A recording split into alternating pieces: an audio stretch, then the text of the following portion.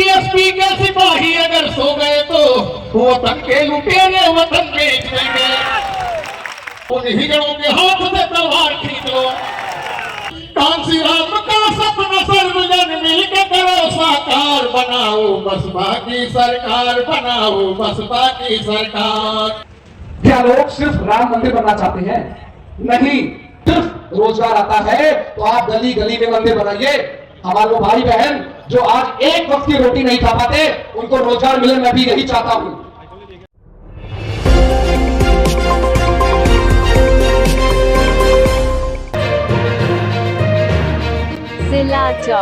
News.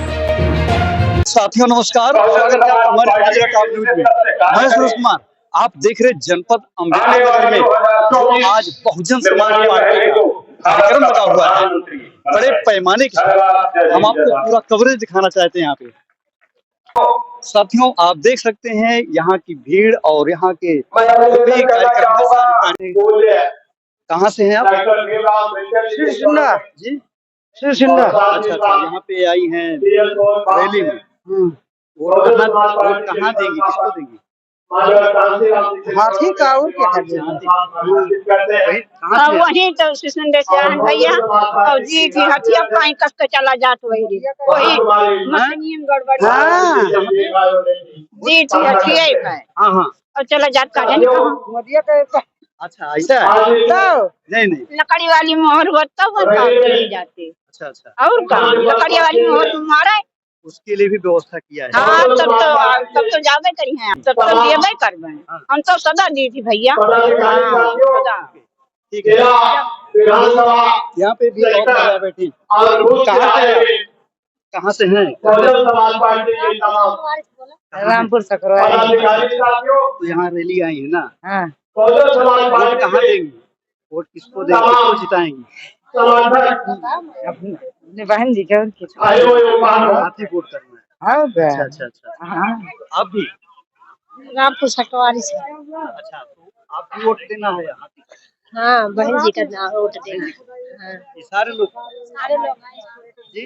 Rampur सकरवारी Ambedkar से अच्छा, बहन जी को जिताना है। कौन है आपके यहाँ से? एससी कास्ट के हैं। नाम नहीं याद? कौन है जो लड़ रहा है? याद है?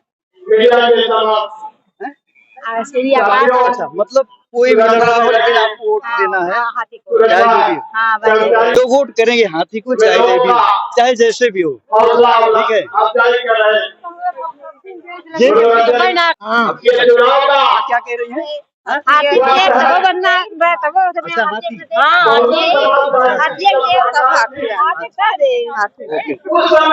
ये सारे लोग इनका विचार है हाथी का वोट करेंगे।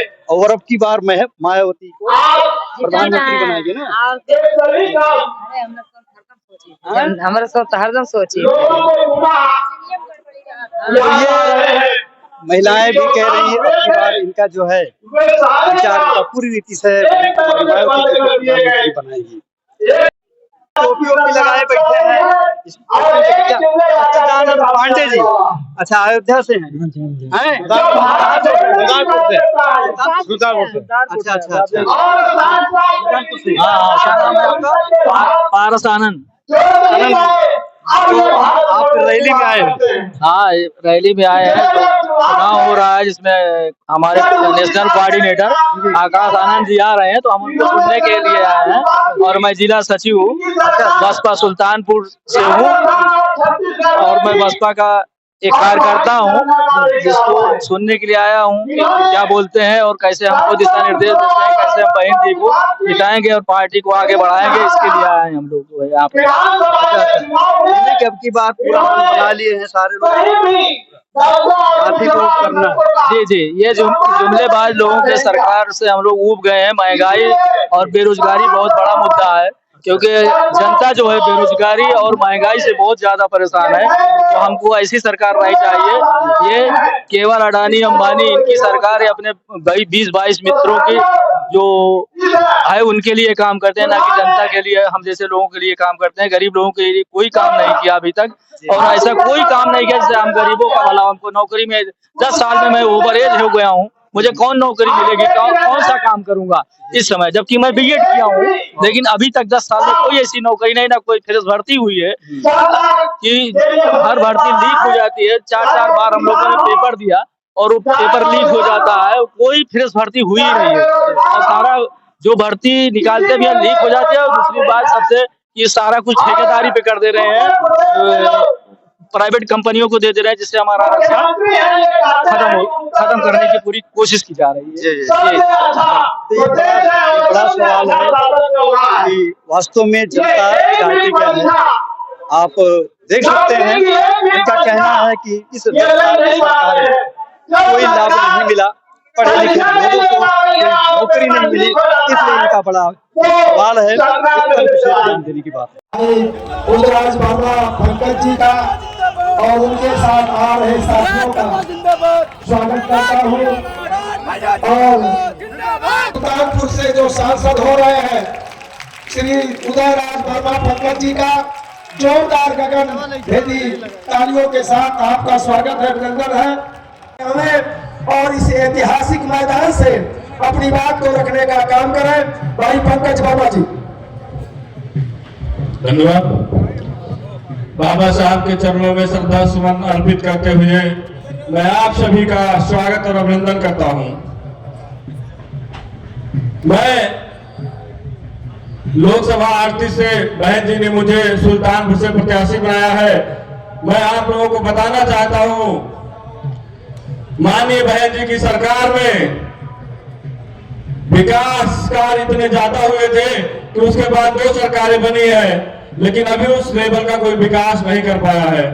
माननीय बहन जी ने सबसे पहले आगरा से दिल्ली एक्सप्रेसवे बनवाने का काम किया, जो अभी इतना बेहतरीन है। अगर आप वहां से जाए तो लगता है कि भले वो 10 साल 12 साल हो गया, अभी लेटेस्ट में एक पूर्वांचल एक्सप्रेसवे बना हुआ है, जिसे अगर आप गाड़ी 150 की स्पीड के ऊपर चला देते हैं तो गाड़ी जम करके बाहर आ जाती है।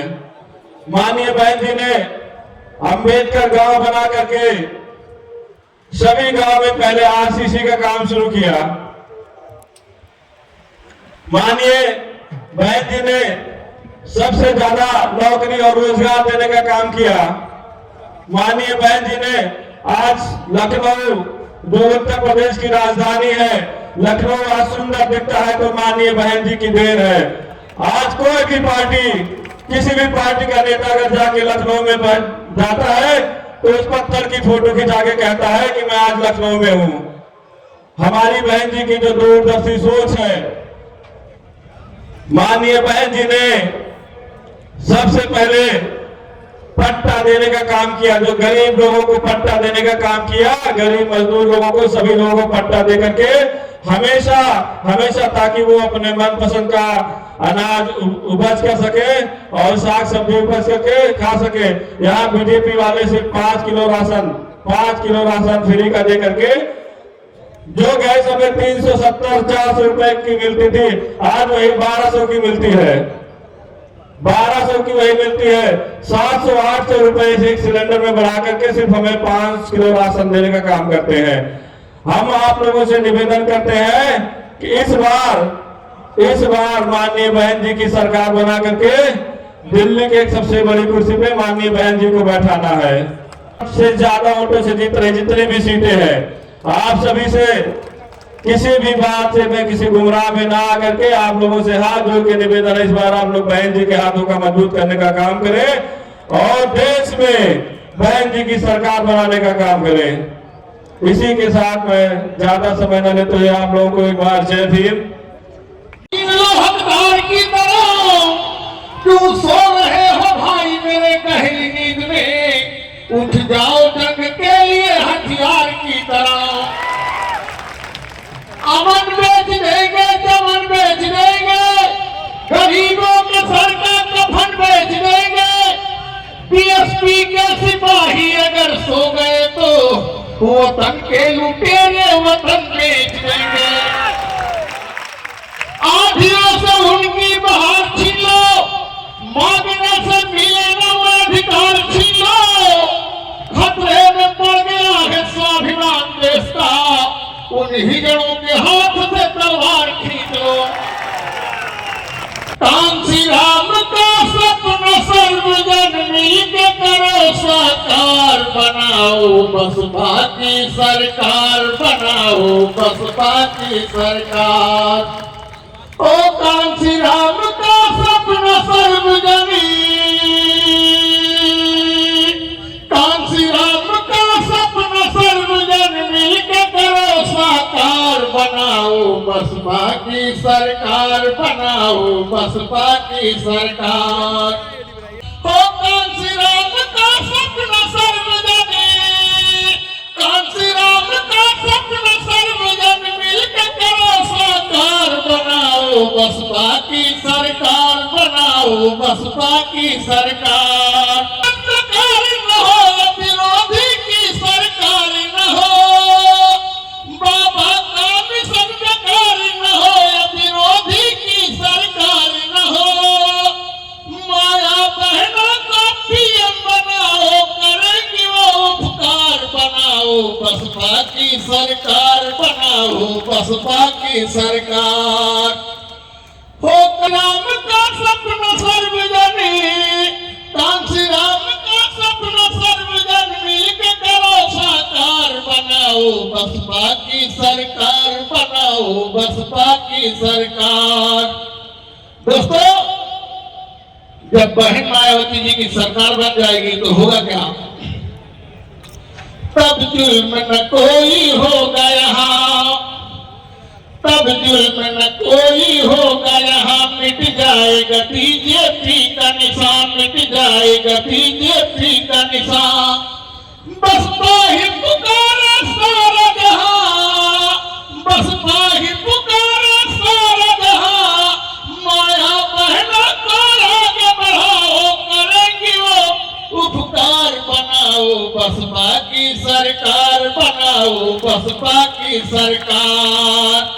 ओ कांसी राम का सपना सर्वजनी, कांसी राम का सपना सर्वजन मिलके करो साकार, बनाओ बसपा की सरकार, बनाओ बसपा की सरकार। जय भीम, जय अयोध्या,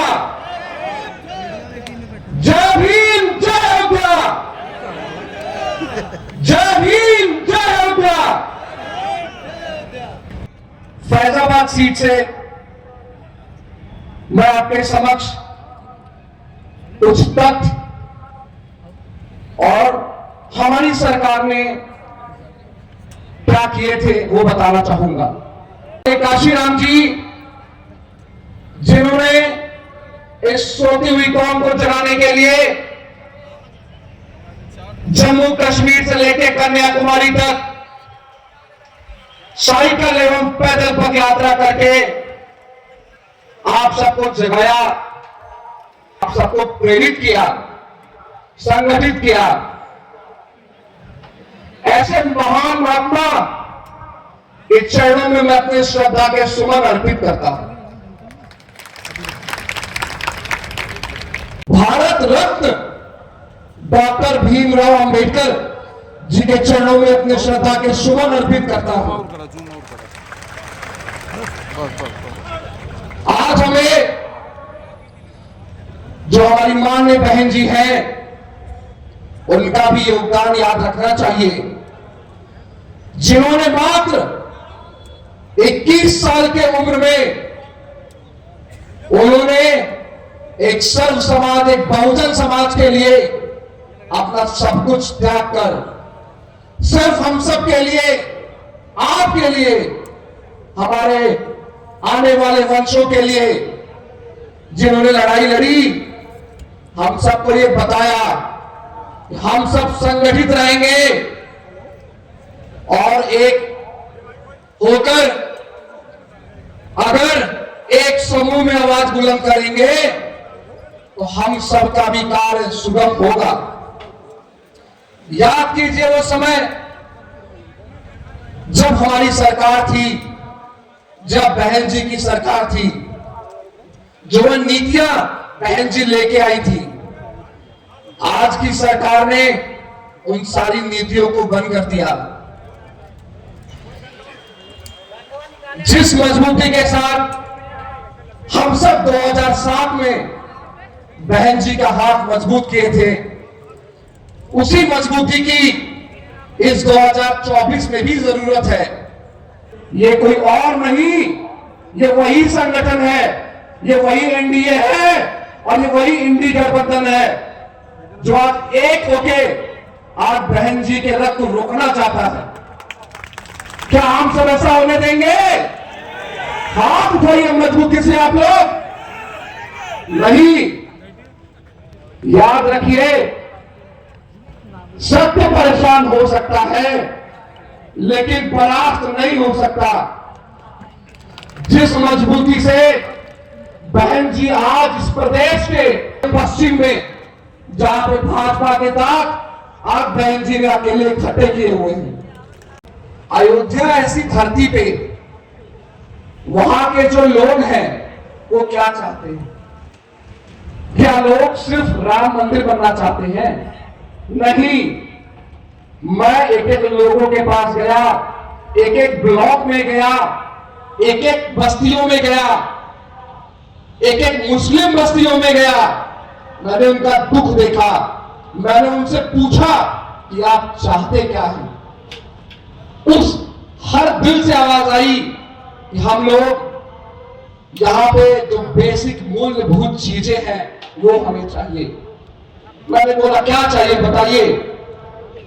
यहां पे अयोध्या में लोगों को स्वास्थ्य का मुद्दा, स्वास्थ्य, शिक्षा और सुरक्षा चाहिए। कुछ लोगों ने मुझसे पूछा कि भैया मंदिर बन गया तो रोजगार आएगा। मैंने उनको यही जवाब दिया कि अगर मंदिर बनने से सिर्फ रोजगार आता है तो आप गली गली में मंदिर बनाइए। हमारे भाई बहन जो आज एक वक्त की रोटी नहीं खा पाते उनको रोजगार मिले, मैं भी यही चाहता हूं। लेकिन यहां किसी ने सिर्फ पलट के प्रश्न नहीं पूछा। भाइयों बहनों, जो हमारी जनता बड़ी मासूम है, हमारी जनता को, हमको, आपको, जो मेरे यहाँ पे पिता समान बड़े बुजुर्ग हैं, मेरी माताएं बहनें हैं और मेरे जो यहाँ पे नवयुवक साथी हैं, उनको सबसे पहले अयोध्या में स्वास्थ्य सुविधा चाहिए। अयोध्या ऐसे नगरी में इतना बड़ा ट्रामा सेंटर जो कि पब्लिक के पैसे से ऑपरेट होता है, वहां पे मशीनें नहीं है। इससे शर्म की बात इस भाजपा सरकार के लिए क्या होगी कि आप वहां पे धर्म के नाम पे आप लोगों को लड़ा रहे हैं और वही अयोध्या में लोगों के स्वास्थ्य की चिंता करना भी आपका हक है, आपकी सरकार है। क्या यही है डबल इंजन की सरकार? अगर यही डबल इंजन की सरकार है तो ऐसी डबल इंजन की सरकार किसी को नहीं चाहिए। लोगों को वो सरकार चाहिए जिसमें लोगों की सुनी जाए, लोगों के दुख दर्द पे काम हो सके। शासन प्रशासन को संविधान का पालन करना चाहिए। मैं बोलना चाहूंगा जो अयोध्या की जनता जो पीछे बैठी हुई है, मैं आप सबसे बोलना चाहता हूं कि अगर अयोध्या में आपकी सरकार आएगी तो मैं बोलता हूं वहां किसी अधिकारी को किसी के दबाव में काम नहीं करना पड़ेगा। अधिकारी स्वेच्छा से बाबा साहब के दिए हुए संविधान का पालन करेगा और सबकी सेवा करेगा। हमको वही शासन सुशासन चाहिए ना जो बाबा साहब हमको दे के गए हैं। आप उसका पालन कराइए, शासन सुशासन व्यवस्था अपने आप सही हो जाएगी। आप सब लोग ध्यान से सुनिएगा और फैसला आपके हाथ में है कि आपको क्या करना चाहिए। जब कोरोना समय था, यही जो हमारे प्रधान सेवक जो बोलते हैं कि मैं तो चौकीदार हूं, यही चौकीदार जी पूनावाला के साथ मिलकर एक दवा को पेटेंट करते हैं, कोवैक्सीन। वही कोवैक्सीन इस पूरी भारत की जनता को मुफ्त में मिलनी चाहिए थी, बिल्कुल फ्री में मिलनी चाहिए थी। मैं मानता हूं चले मुफ्त में नहीं तो कम से कम न्यूनतम दाम उसका होता, लेकिन उसी कंपनी ने 600 से 1000 रुपए का मूल्य हर जनता से लिया है। मैंने भी पैसे दिए हैं, आपसे आप लोग जो बैठे हैं उसमें से बहुत लोगों ने पैसे दिए हैं। तो आप बताइए, उसी समय वो फाइजर कंपनी एनडीए को, भाजपा को 50 करोड़ से ज्यादा का इलेक्ट्रॉल बॉन्ड देती है। तो आप किसके बारे में सोच रहे हैं? आप इस गरीब जनता के बारे में सोच रहे हैं या आप उस कंपनियों के अमीर लोगों के बारे में सोच रहे हैं? फैसला आपके हाथ में है। ये तथ्य है, ये डेटा आपको मिल जाएगा। इलेक्ट्रॉल बॉन्ड वो कोरोना के टाइम पे जो फाइजर कंपनी से भाजपा को आया था। मैं अपनी बातों को जो है आपके समक्ष रख रहा हूं, जिससे आपको मालूम चले कि बहन जी इस बार बहुत मजबूती से आप सबके साथ, आप सबको लेकर यहां पे मजबूत सरकार को लेके आ रही है। उसमें आप सबका योगदान चाहिए, आप चाहिए। और एक स्वर में बोलिए, जय भीम जय अयोध्या, जय भीम जय अयोध्या, जय भीम जय अयोध्या।